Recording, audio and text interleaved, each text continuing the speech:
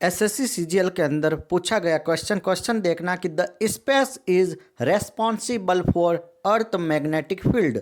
अर्थ का जो magnetic field होता है, जो चुंबकीय क्षेत्र होता है, वो कहाँ पर डेवलप होता है, कहाँ पर क्रिएट होता है। तो ऑप्शन ए कह रहा है इनर कोर, बी कह रहा है मेंटल, सी कह रहा है आउटर कोर और डी कह रहा है क्रस्ट के अंदर। पृथ्वी की अर्थ की 3 लेयर होती है। फर्स्ट होता है क्रस्ट, फिर बीच में मेंटल और लास्ट अंदर की तरफ होती है दैट इज कोर।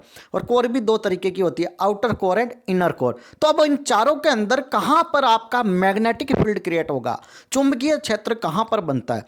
तो जो इसका आंसर होगा, so option C is right answer, that is create in outer core. Outer core के अंदर होती है। अब आपको पता है कि कोर के अंदर क्या होता है, निफ है, निकल एंड आयरन। तो जो आउटर कोर होती है उसके अंदर मोल्टन फॉर्म के अंदर होता है, दैट इज निकल एंड आयरन। क्लियर है, निकल और आयरन मोल्टन फॉर्म के अंदर होता है। ओके, अब कह रहा है कि जब अर्थ का रोटेशन होगा, जब अर्थ रोटेट करती है तो उसके कारण यहां पर क्या होगा, इलेक्ट्रिक करंट का फ्लो होगा, इलेक्ट्रिक करंट जनरेट होगी।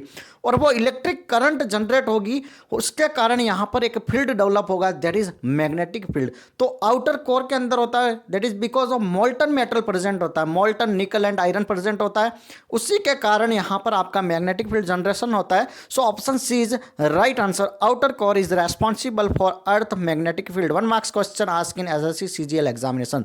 Thank you so much. Channel पर नए हो तो लाइक से सब्सक्राइब।